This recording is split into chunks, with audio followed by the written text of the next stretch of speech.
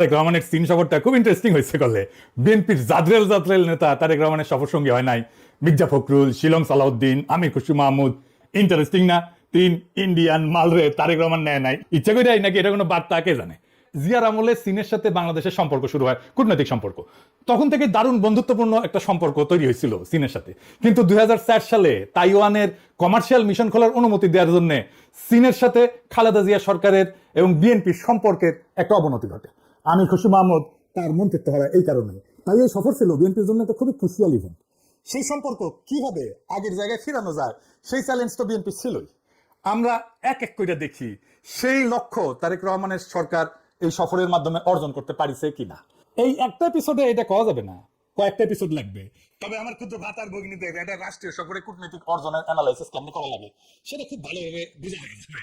আমি মনে করি চীনের সাথে আমাদের বাণিজ্যিক এবং রাজনৈতিক সম্পর্ক, কূটনৈতিক সম্পর্ক তৈরি করতেই হবে খুবই উচ্চ পর্যায়ে। এইটা আমাদের জাতীয় সার্বভৌমত্ব আর অর্থনৈতিক উন্নতি দুয়ের সাথেই জড়িত। কিন্তু কাজটা করতে হলে যে চিকনা বুদ্ধি নিয়ে কূটনীতি চালাইতে হবে সেটা পারিছে কিনা সেটা আমি দেখাবো। আমি কোনো নিজে নিজে জাজমেন্ট করুম না, আপনারা আলোচনা শুনে সিদ্ধান্ত নেবেন যে আমরা জিতছি কিনা। আমি রেফারেন্স দিয়ে আলাপ করবো। আসেন আল্লাহর নামে শুরু করি। আমাদের অ্যানালাইসিস শুরু করতে হবে দুই সরকারের যৌথ ঘোষণা দিয়া। এটা অফিসিয়াল ঘোষণা, ওইখানে আছে আসলে সলিড টার্মে কি কি হইল, দুই দেশ কি পাইল। এটা বাংলাদেশের চাইনিজ এমবাসি ফেসবুক পেজে দেওয়া আছে, চাইলে দেখে নিতে পারবেন। আমি এখান থেকেই নিছি। এই যৌথ ঘোষণার প্রথম পয়েন্ট, নতুন যুগে চীন বাংলাদেশ অভিন্ন ভবিষ্যতের অংশীদারিত্ব, কমিউনিটি অফ শেয়ার্ড ফিউচার, এইটা করার যৌথ ঘোষণা। আমারে যদি বলেন তাহলে এই কথাটাই এই সফরের সবচেয়ে গুরুত্বপূর্ণ অর্জন। কিন্তু এই শব্দটা কেন এত গুরুত্বপূর্ণ সেটা ব্যাখ্যা না করলে আমরা এর ওজনটা ধরতে পারবো না। আসেন বুঝায় বলি। চীনের কূটনীতিতে সম্পর্কের একটা সিঁড়ি আছে, ধাপে ধাপে ধাপে ধাপে উঠতে হয়। সবচেয়ে নিচে সাধারণ সম্পর্ক, তারপরে বন্ধুত্বপূর্ণ সহযোগিতা, তারপরে অংশীদারিত্ব, তারপরে কৌশলগত অংশীদারিত্ব, তারপরে ব্যাপক কৌশলগত অংশীদারিত্ব, আর সবার চূড়ায় অভিন্ন ভবিষ্যতের অংশীদারিত্ব, community of shared future. Bangladesh এতদিন ছিল এই সিঁড়ির নিচের একটা ধাপে, ব্যাপক কৌশলগত সহযোগিতামূলক অংশীদারিত্ব, যেটা 2016 সালে সি যখন ঢাকা আসছিল তখন এটা চাইনি ছিল। এই সফরে বাংলাদেশ এক ধাপ উপরে উঠে গেল, একদম চূড়ায়। এমন প্রশ্ন, চূড়ার এই ধাপটা আলাদা কেন? কারণ নিচের ধাপগুলো বোঝায় সম্পর্কের মাত্রা কতটা ঘনিষ্ঠ, কতটা গভীর, কিন্তু চূড়ার ধাপটা বলে দেয় সম্পর্কের প্রকৃতিটা কেমন। অভিন্ন ভবিষ্যৎ মানে শুধু আমরা বন্ধু না, আমরা একই নিয়তির অংশীদার। তোমার ভবিষ্যৎ আর আমার ভবিষ্যৎ একই সুতায় বাঁধা। গ্লোবালি এই অভিন্ন ভবিষ্যতের ঘোষণা চীনের জন্য খুব বিরল না। চীন এটা Laos, Cambodia, Myanmar, Pakistan, Cuba, মধ্য এশিয়ার দেশ অনেকের সাথে এটা করছে। তাই এইটা ইউনিক কোনো সম্মান না, এটা চীনের একটা সম্প্রসারণশীল কাঠামো। কিন্তু নেপাল, শ্রীলঙ্কা, মালদ্বীপ, ভারত, পাকিস্তান, বাংলাদেশ, এদের মধ্যে চীনের সাথে সর্বোচ্চ সম্পর্কের জায়গায় ছিল এতদিন শুধু পাকিস্তান। নেপাল না, শ্রীলঙ্কা না, মালদ্বীপ না, ছিল শুধু পাকিস্তান, চীনের জানের ভাই। আজ বাংলাদেশ সেই তালিকায় দ্বিতীয় নাম হইল। তবে চাইনিজদের এই শব্দের খেলা কিন্তু খুব মজার। আমার পিএইচডির কাজের একটা পার্ট হইতেছে চাইনিজদের এই পলিটিক্যাল কমিউনিকেশনের ভাষা ইন্টারপ্রিট করা। মজা লাগতেছে না? এই শব্দের খেলা থেকে আরো একটা মজার জিনিস দেখা দিই। এই অভিন্ন ভবিষ্যৎ, এই বন্ধনের মধ্যে আবার কিন্তু স্তর আছে। এটার মধ্যে আবার স্তর, ডিমের মধ্যে ডিম, মানে পেঁয়াজের খোসা গোলার মতো, এক খোসা খুলবেন আর এক খোসা, আর এক খোসা খুলবেন আর এক খোসা আসবে। অভিন্ন ভবিষ্যৎ ঘোষণা দিয়েও চীন প্রত্যেকটা দেশের সাথে একটা আলাদা বিশেষণ যুক্ত করে দেয়। দেন কম্বোডিয়ার সাথে চীনের বন্ধন হচ্ছে অল ওয়েদার অভিন্ন ভবিষ্যৎ, মানে সব আবহাওয়ায় বন্ধু। লাওসের সাথে হাই কোয়ালিটি, হাই লেভেল অভিন্ন ভবিষ্যৎ। আর পাকিস্তানের সাথে ক্লোজার, ঘনিষ্ঠতর অভিন্ন ভবিষ্যৎ। আর বাংলাদেশের সাথে লেখা শুধু অভিন্ন ভবিষ্যৎ ইন দ্য নিউ এরা, নতুন যুগে। কোনো অল ওয়েদার না, কোনো ক্লোজার না, কোনো হাই কোয়ালিটি না, এটা বিশেষণহীন a community with a shared future for mankind in the new era. তো এই লেভেলে আছে কোন কোন দেশ? মিশর, Serbia, Solomon island, Kenya. Bangladesh এখন এই দলে যুক্ত হইল। মামা আমি না ফাঁসতেছি, আমি সলোমন আইল্যান্ডের সমান জায়গায় গেছি। বাংলাদেশের সমপর্যায়ে মিশর, সার্বিয়া, সলোমন আইল্যান্ড, কেনিয়া। কেউ চীনের এক্সক্লুসিভ শিবিরে না। মিশর আমেরিকার সামরিক নেত্র, উপসাগরীয় অর্থে নির্ভরশীল, একই সাথে ব্রিক্সের সদস্য। সার্বিয়া ইউরোপিয়ান ইউনিয়নের প্রার্থী, ইউরোপের কেন্দ্রে। কেনিয়া পশ্চিমা উন্নয়ন সহযোগী, আইএমএফ এর সাথে আছে, একই সাথে চীনের বড় ঋণগ্রহীতা। সলোমন আইল্যান্ড ছোট একটা স্পেসিফিক দ্বীপরাষ্ট্র, অস্ট্রেলিয়ার নিরাপত্তা প্রভাব বলে। তার মানে এই স্তরটা মতাদর্শিক কোনো ব্লক না। মিশর, সার্বিয়া, কেনিয়া কেউ চীনের শিবিরভুক্ত না, এরা সবাই মাল্টি অ্যালাইড। বাংলাদেশ এই অর্থে তাদের সাথী। তাহলে এই লেভেলে যাইয়া বাংলাদেশের লাভ কি? এক নম্বর লাভ একটা প্রকাশ্য পরিচয় ঘোষণা। চীনের সংজ্ঞা অনুযায়ী এই স্তরে ঢোকার মানে হলো আপনি চীনের community of shared future for ম্যানকাইন্ডের দর্শনকে স্বীকৃতি দিলেন। এখন আমার ক্ষুদ্র ভ্রাতা আর ভগিনীরা কবে, দাদা এই কমিউনিটি অফ শেয়ার্ড ফিউচার এটার মানে কি? এটা খায় না মাথার দেয়? আক্ষরিক অনুবাদ হইতেছে মানব জাতির অভিন্ন নিয়তির সম্প্রদায়। নামটা শি জিনপিং আনুষ্ঠানিকভাবে চালু করে 2012 থেকে 2013 সাল, আর 2017-তে এটা চীনের সংবিধানে কমিউনিস্ট পার্টির গঠনতন্ত্রে ঢুকে যায়। তার মানে এটা নিছক স্লোগান না, এটা চীনের আনুষ্ঠানিক রাষ্ট্রীয় মতাদর্শ। শি জিনপিং চিন্তাধারার কেন্দ্রীয় এটা স্তম্ভ। দর্শনটা কি? মূল দাবিটা হইতেছে পৃথিবীর সব দেশের নিয়তি পরস্পর সংযুক্ত, তাই একটা অভিন্ন ভবিষ্যৎ থাকতে হবে যেখানে সবার নিরাপত্তা, সবার উন্নয়ন, সবার সমৃদ্ধি ভাগ করা হবে। পারস্পরিক সম্মান, উইন উইন সহযোগিতা, সভ্যতার বৈচিত্র্য, কেউ পিছায় থাকবে না। এর সাথে যুক্ত সেই সেটটা গ্লোবাল ইনিশিয়েটিভ। কি কি?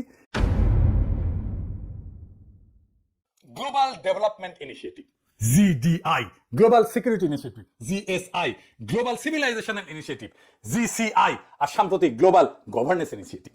কিন্তু আসল রাজনৈতিক বিষয়বস্তু একটা মোড়কের নিচে, একটা বিকল্প বিশ্ব ব্যবস্থার নকশা, পশ্চিমা উদারনৈতিক আন্তর্জাতিক ব্যবস্থার পাল্টা ব্যবস্থা। পার্থক্যগুলো দেখেন।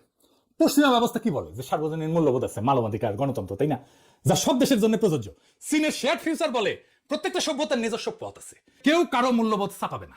শুনতে উদার, কিন্তু এর কার্যকর অর্থ হইতেছে মানবাধিকার বা গণতন্ত্র নিয়ে আমার সমালোচনা করতে আসলে এটা আভ্যন্তরীণ বিষয় হস্তক্ষেপ বলে আমি দাগাই দিব। আমি পরের এপিসোডে চীনের পঞ্চনীতি নিয়ে কথা বলবো। শেয়ার্ড ফিউচার হইল পঞ্চনীতির আধুনিক বিশ্বায়িত সংস্করণ।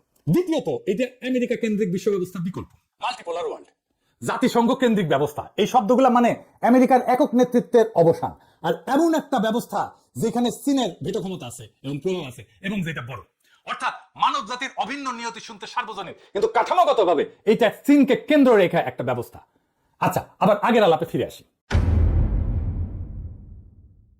তো 2 নম্বর সুবিধাটা কি? এই জায়গায় ঢোকার, এই স্তরে ঢোকার প্রতীকী সুবিধা। কূটনীতিতে এই পরিভাষা কোনো কংক্রিট সুবিধা আনে না সরাসরি, কিন্তু চীন প্রতীক দিয়ে কাজ করে।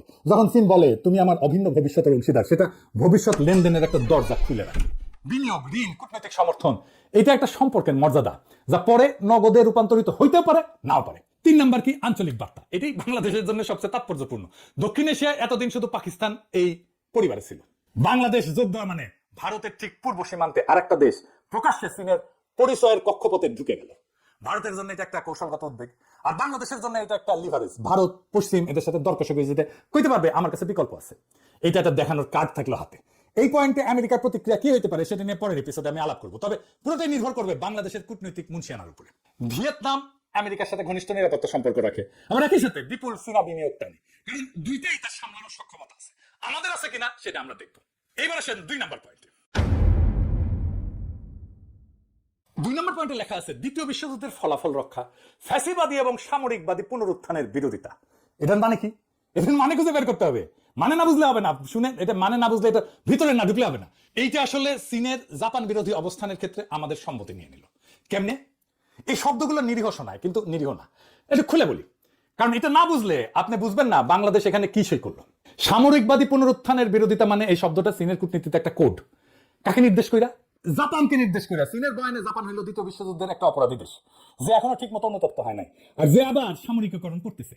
আর যৌথ ঘোষণায়, কায়রো ঘোষণা এবং পটসডাম ঘোষণার উল্লেখ আছে। এটা একটা কোড, কারণ চীনের যুক্তি এই দলিলগুলোতেই বলা আছে তাইওয়ান চীনকে ফেরত দিতে হবে, মানে দ্বিতীয় বিশ্বযুদ্ধের ফলাফল রক্ষা তাইওয়ান চীনের।